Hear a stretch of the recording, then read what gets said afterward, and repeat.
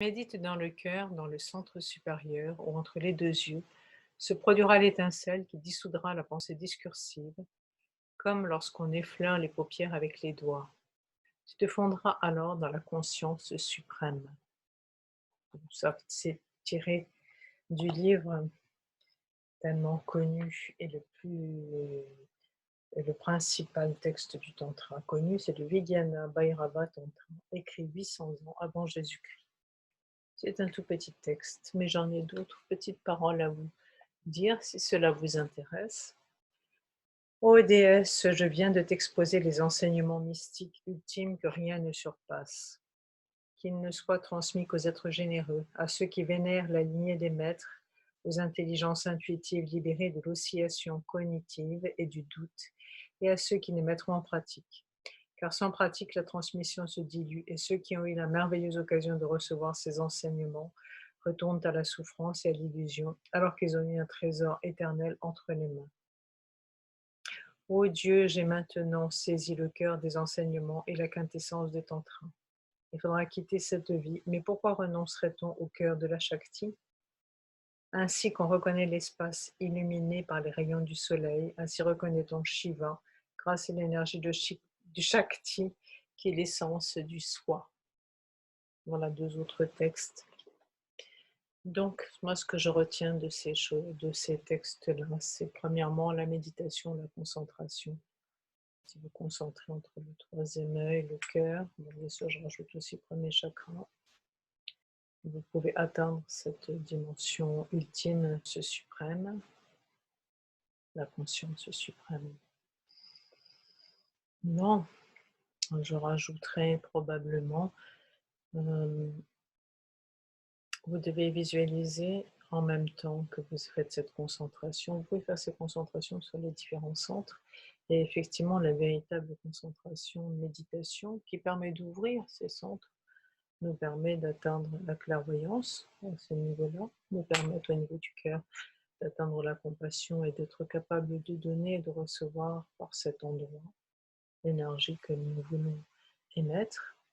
Nous le recevons tous à un niveau inconscient. Tout le processus, c'est que ça devienne conscient et qu'on puisse l'émaner à volonté et le recevoir aussi, bien sûr. Et pareil pour le premier centre qui est le premier chakra. Voilà, donc ça c'est un tout petit commentaire sur ces paroles originelles. Ensuite, en ce qui concerne la déesse et que la pratique, c'est-à-dire à quoi sert de donner des connaissances à des personnes qui ne cherchent pas à les mettre en pratique, qui cherchent juste un bien-être pendant un moment et qui cherchent juste voilà, un émoustillement, un entertainment, un divertissement, rien d'autre. Donc, c'est pourquoi je voulais passer maintenant du tantra rose. Tantra rose, donc j'ai bien mis ces deux couleurs, vous allez les voir. La couleur rose en bas, j'ai gardé le pantalon rose. Tantra rose, qui, comme je l'ai déjà expliqué, mais je vais le redire brièvement, est le mélange du tantra rouge et blanc, puisqu'il y avait cette fameuse bagarre entre le tantra rouge et le tantra blanc. Moi, j'ai instauré l'école du tantra rose, mélange du rouge et du blanc, car pour moi, le tantra n'est ni sexuel ni spirituel, puisque son but est de relier les deux plans, matériel et spirituel. Donc, il est forcément les deux. Il ne peut pas être ni rouge ni blanc. Il est forcément rose, donc, pour moi. Bien sûr, on peut parler de tantra spirituel uniquement, sans relation sexuelle, et on peut parler de tantra sexuel sans spiritualité, mais je ne vois pas en quoi, à ce moment-là, c'est du tantra.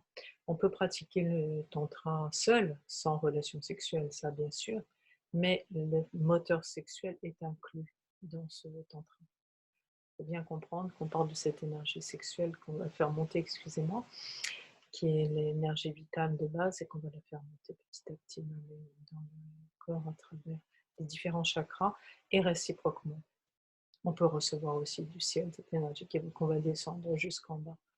Mais bien sûr que le tantra est forcément sexuel dans ce niveau puisqu'on active le centre sexuel.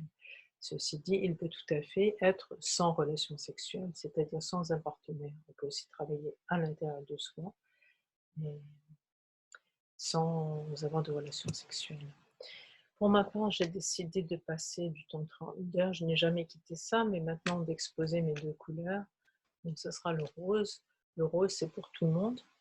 C'est le tantra qui s'adresse à tous et à toutes, qui n'est pas, bien sûr, toute personne de bonne volonté qui souhaite quand même faire un certain travail sur lui, puisque le tantra a toujours une petite part initiatique, qui n'est pas simplement un passe-temps, et qui incite quand même à une recherche intérieure.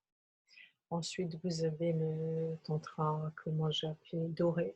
Donc, c'est la couleur du haut, le doré. Hop, hop. C'est le tantra doré, car le doré, c'est la couleur du bodhisattva. Au-delà des 7 couleurs de l'arc-en-ciel et des 7 couleurs des 7 chakras, vous avez la couleur blanche. Au-delà de cette couleur blanche, vous avez la couleur dorée. La couleur dorée, c'est la couleur de ceux qui n'ont plus à répondre des lois humaines dans le dicton, enfin euh, dans la tradition, excusez-moi. Et c'est pourquoi on l'attribue au Bodhisattva, cette couleur dorée, et vous la trouvez autour du Christ. Jésus, quand il devient Christ, a cette couleur dorée. Il rejoint les êtres ascensionnés qui n'ont plus à répondre de leurs actes et qui sont sortis des lois du karma.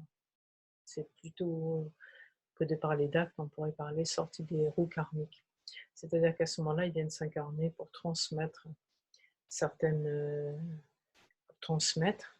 Ils contribuent à une évolution, bien sûr qu'ils se perfectionnent aussi, mais ils ne viennent plus par nécessité karmique. C'est pourquoi j'ai décidé de rajouter le doré à mon tantra, qui s'adressera à des êtres qui ont déjà un certain niveau d'évolution et qui veulent rentrer dans une dimension vraiment initiatique. Je garderai le rose pour tout le monde, mais je continuerai ce que j'ai toujours commencé, mais cette fois je l'annonce officiellement et je l'exprime extérieurement. Je le faisais d'une façon plus ou moins secrète, maintenant je vais le faire officiellement. Voilà, donc je décide de remettre ce tantra doré. Et vous savez que le symbole du tantra, c'est les deux serpents enroulés autour de...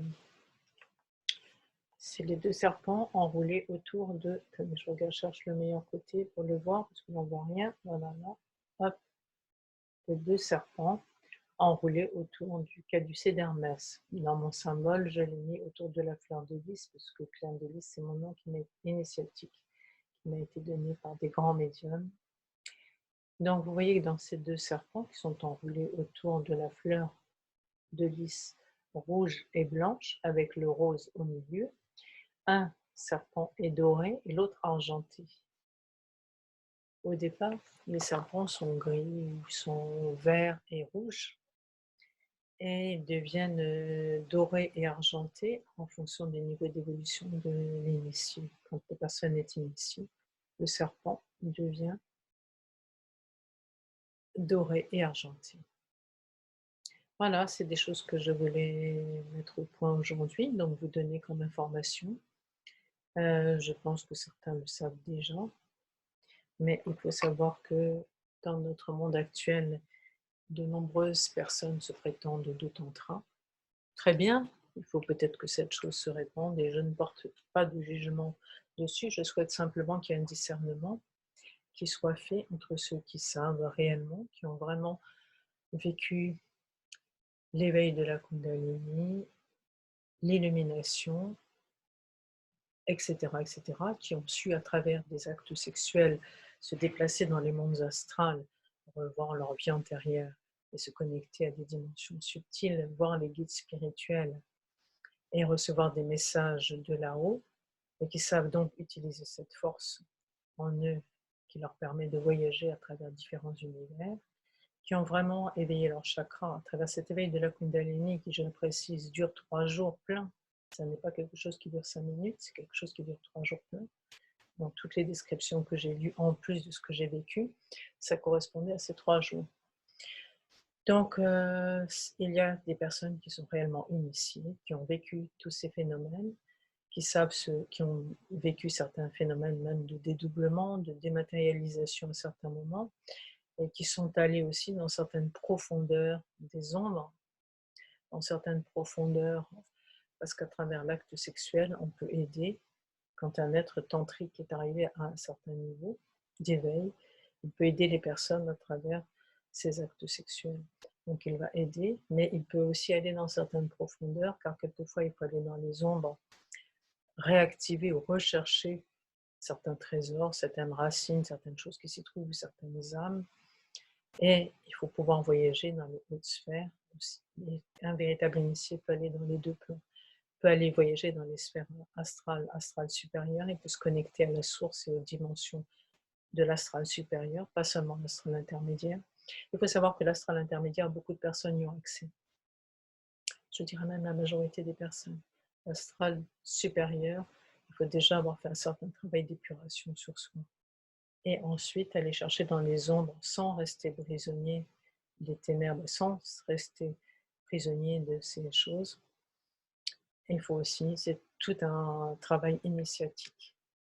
Il se place sous le signe, on parle des mystères d'Éleusis. C'est lié à Isis, c'est lié à la mère terre, la racine.